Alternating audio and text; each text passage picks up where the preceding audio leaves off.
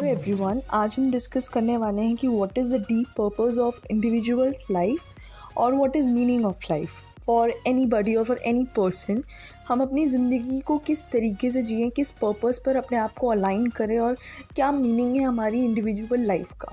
सबसे पहले हमें ये डिस्कस करना है कि हमें इस पर्पस को फाइंड आउट करने की ज़रूरत क्यों है या इस पर्पस को हमें डिस्कस करने की क्या ज़रूरत है। तो in order to live a satisfied life in terms of finance, in terms of luxuries and in terms of everything, in terms of feeling as well, जिससे हम satisfied feel करें, fulfilling feel करें, अपनी लाइफ को complete feel करें, meaning को जानना बहुत ज़रूरी है जिससे हम अपनी लाइफ को उसके साथ अलाइन कर सकें, उस पर्पस को अपनी लाइफ में इंक्लूड कर सकें। अपनी इस डीप पर्पस की डेफिनेशन को फाइंड आउट करने के लिए हम स्टेप बाय स्टेप मूव करेंगे। हम ऑथर्स को देखेंगे और काफ़ी सक्सेसफुल लोगों को देखेंगे, उनके कोट्स को देखेंगे कि उन्होंने क्या फॉलो किया जिससे आज वो सक्सेसफुल हैं। तो लेट्स बिगिन।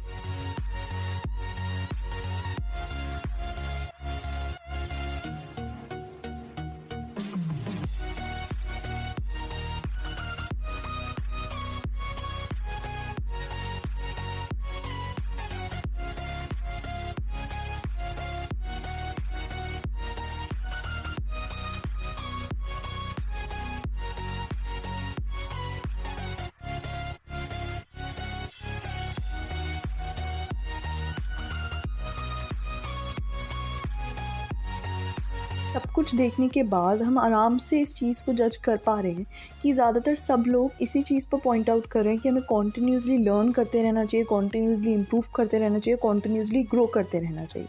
अब हम मूव करते हैं सेकेंड पॉइंट की तरफ और लेट्स सी कि और क्या क्या लोगों ने कहा है और क्या क्या सक्सेसफुल लोगों ने किया है उस पॉइंट पर या सक्सेस पर पहुंचने के लिए।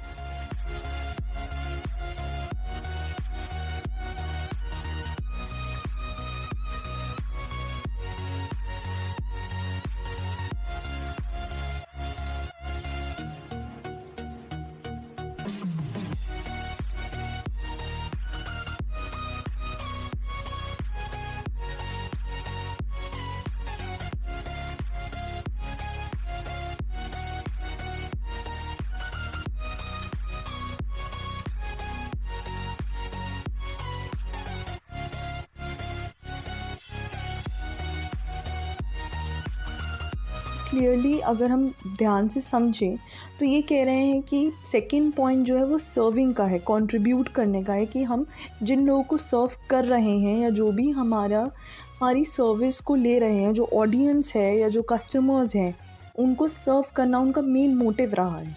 तो ये हमारा सेकेंड पॉइंट फॉर्म होता है और कॉन्सिक्वेंटली इन दो पॉइंट्स की वजह से वो बहुत ज़्यादा खुश हैं। तो third point is be happy. तो अगर हम अपनी पूरी डेफिनेशन को देखें, it's basically continuously grow, improve, explore, to become the master of your field, to reach your maximum potential, to contribute and help others, दूसरों की मदद करना, दूसरों को सर्व करना और हमेशा खुश रहना।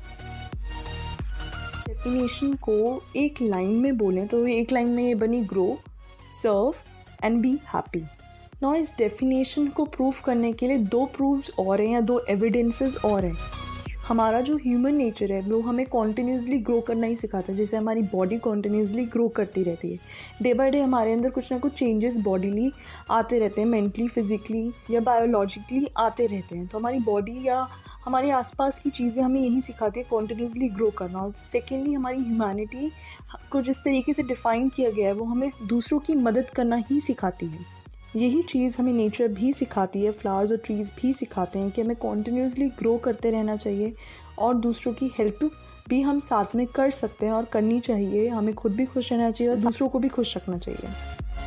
तो सर्व करना इसलिए भी ज़रूरी है क्योंकि हमें पता है कि जो हम लग्जरीज़ हैं, जो भी मनी से रिलेटेड चीज़ें हैं या बाकी सब कुछ चीज़ें टेम्परेरी हैं, लेकिन जो ब्लेसिंग्स हैं, हमारी गुड डीड्स हैं, वो हमारे साथ आफ्टर लाइफ भी होंगी।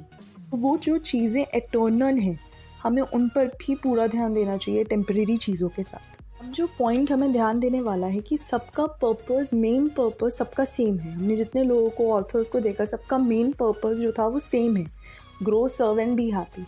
बट उनकी जो फील्ड है ऑफ कंट्रीब्यूशन वो डिफरेंट है। बेसिकली सबकी रूट सेम है लेकिन लीव्स का स्टाइल, कलर इज़ डिफरेंट। तो ये जो क्वेश्चन लोग ज़्यादातर एक दूसरे से पूछते हैं कि what is the meaning of life, what is the deep purpose of life, basically वो डीप पर्पस सबके लिए सेम है, बट जो फील्ड कंट्रीब्यूशन है जहाँ पर आप कंट्रीब्यूट कर सकते हो वो डिफरेंट है।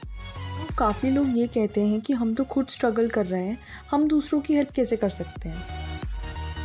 सेम पोजीशन में नहीं है फाइनेंशियली, मेंटली और फिज़िकली, तो हर कोई सेम सर्विस नहीं दे सकता, लेकिन हर कोई ना कोई सर्विस ज़रूर दे सकता है अगर वो दिल से देना चाहे। बट अगर कोई दिल से सर्विस नहीं देना चाहता तो बहुत सारे एक्सक्यूजेस हैं देने के लिए कि हमारे पास ये नहीं है, हमारे पास ये नहीं है। जो है हमारे पास, अगर हम वो सामने वाले को सर्व कर सकते हैं तो वो भी सर्विस में ही गिना जाएगा। तो सबसे पहले ये सोचो कि मुझे सर्व करना है या मुझे मदद करनी है, तो फिर आप कोई ना कोई वे ज़रूर निकाल लोगे किसी की मदद करने का या किसी को सर्व करने का। नाउ काफ़ी अब जो लास्ट पॉइंट है कि ये जो डेफिनेशन हमने सीखी, ऑब्वियसली हम एकदम से इसे अपनी लाइफ में कैसे अप्लाई करें। जो मैंने देखा है कि हमें कांस्टेंट रिमाइंडर्स की ज़रूरत होती है ह्यूमन बीइंग्स को। हमारी भूलने की बीमारी काफ़ी अच्छी है, तो हमें constant reminders on daily basis ज़रूरी है। या तो कांस्टेंट रिमाइंडर में या तो ये पर्पस जो है अगर अप्लाई करना है तो कहीं टांग कर अपने सामने रख लो, या बार बार इस वीडियो को देखो, या इससे रिलेटेड और वीडियोस को देखो, या अपने आप को बार बार बोलते रहो। कांस्टेंट रिमाइंडर अब किस वे में देना दैट्स योर चॉइस, लेकिन कांस्टेंट रिमाइंडर देना ज़रूरी है जिससे आपको याद रहे अगर आपको ये अप्लाई करना है। नाउ जो एक क्वेश्चन अराइज हो सकता है कि how to find that field जिसमें हम कंट्रीब्यूट करें। बेसिकली इक्विवेलेंट है कहना कि हम अपने पैशन को कैसे फाइंड आउट करें। तो इससे रिलेटेड मैं ऑलरेडी एक वीडियो बना चुकी हूँ, उसका लिंक डिस्क्रिप्शन में है, आप देख सकते हो। प्लीज़ गाइस मेरी इस वीडियो को लाइक करो, शेयर करो और प्लीज़ मेरे चैनल को सब्सक्राइब करो और प्लीज़ मुझे इंस्टा और फेसबुक पर भी फॉलो कर लो।